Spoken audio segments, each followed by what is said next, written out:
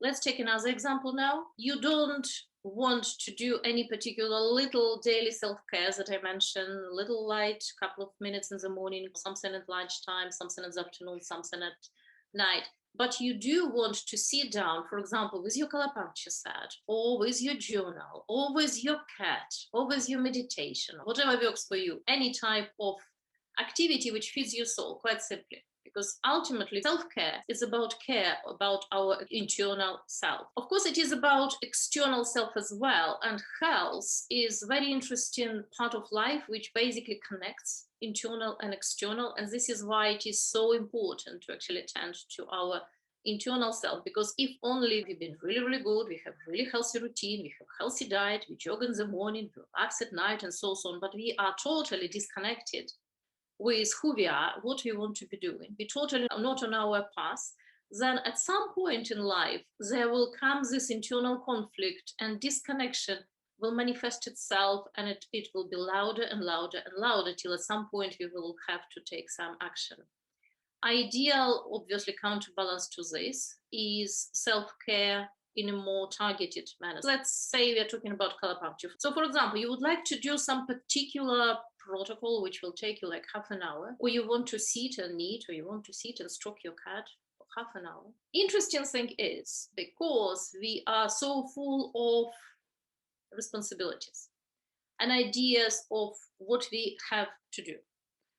And those ideas could be our conditioning, there could be our own choice, and so. So, regardless of where those things come from, they all directed into the external. So, we serve other people, we serve our family, we serve a bigger humanity on a bigger scale in some form. And this is all great. However, those things are all outside of ourselves.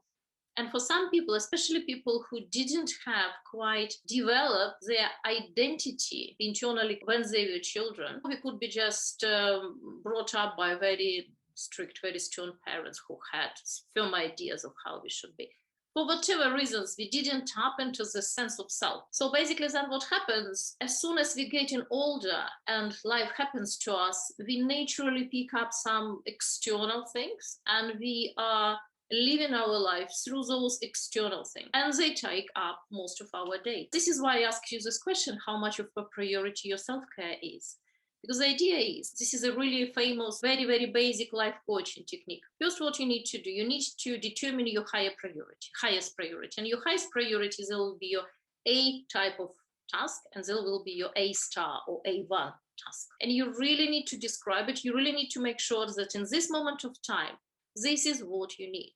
So this is first. So you might want to write down several, because sometimes this all I want is self-care and so on, but actually this is the time of life when we have to do, or we might need to do, or we might even want to do something else, but this something else sort of in a shadow a little bit, because we so neglected ourselves that we think that self-care will resolve everything. Sometimes actually it's more action which will resolve the problem. And then when we talk more action, which is more aligned with what we need to be doing and reflect better who we are internally, then time for self-care will just come, because you won't spend your days wondering what you should be doing, or having this sort of vague sense that you're not doing what you should be doing. And this drains your energy and focus. And so time for self-care. So first, you make this list. You make a list of things that can compete for your A1 or A star priority in this moment of time. And then it's quite simple. You find 2 hours in your day where naturally your energy levels are the highest. This can take some reflection. You do all have natural rhythms. There could be a situation when you are in a time of your life when you're trying to change those rhythms. So, for example, you are not an early bird, but this particular year you decided to really get up a little bit early in the morning and go for your morning jog because you want to lose weight or anything along those lines. This is a vulnerable period of time. This is beautiful. This is transformational period of time, but this is not your natural rhythm yet. And even so, you're trying, this is not necessarily your natural rhythm. So you need to be aware of those things.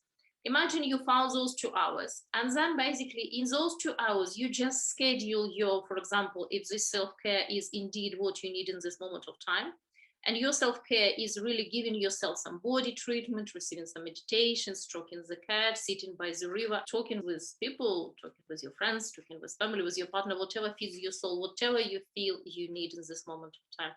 Then you just firmly schedule this. And this is priority of your day.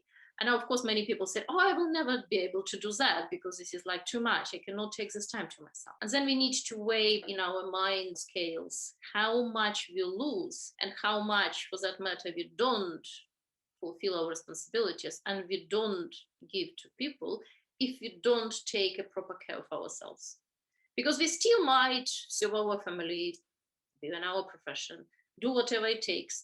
But because of this sense of insatisfaction and moving in the wrong direction or not moving at all, can really drain our focus. So we're still doing all those things, but we are doing them very half-heartedly. And at some point in life, we surely will come to a situation when we will just stop doing those things, because our internal self, who is always a child, is like 3 years old, who said, no, me first. And depending how this part of us, how this sort of little sub-personality is integrated within our main personality, then this is how we are successful basically in life. We need to satisfy our little child who wants to do just what they want. And then we need to satisfy this rebellious teenager, which wants to change the world.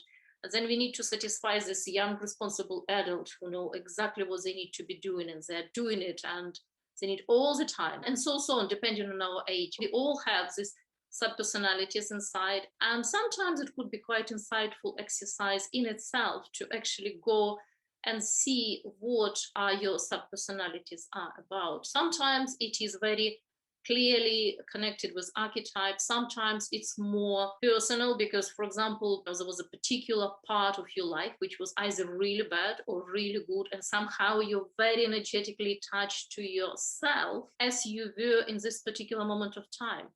In this particular age, in this particular marriage, in this particular country, in this particular job, we all have this, either very negative or very positive, something that we need to sort out because, as we mentioned many times before, both very, very negative, very difficult, and very, very positive things can be equally binding because we never left the state. We are very attached. We tend to get attached to our hurts, and unless we do something in this direction, this is always going to stay somewhere. And we also get even maybe more attached to our wins and our best sort of periods in life, and unconsciously, we want to come back there. We demand to come back there. We want to be the same. For example, if earlier in life we were in some kind of glorious profession, we were really, really good, or fantastic relationship, or fantastic body shape.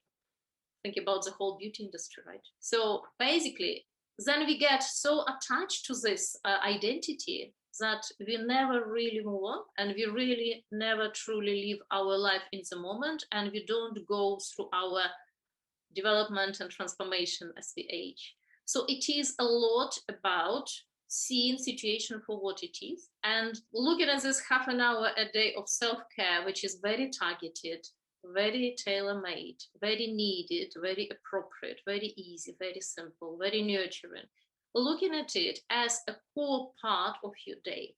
This is the center of your day. And at some moment of our lives, this have to be. Then if you start doing it, and if you just make a little agreement with yourself, which might be easy around some holidays or some other times when you don't have much responsibility, so you can introduce this time in the day, finding what you need to do, finding the time, and then actually scheduling it and practicing it. So practicing is the key.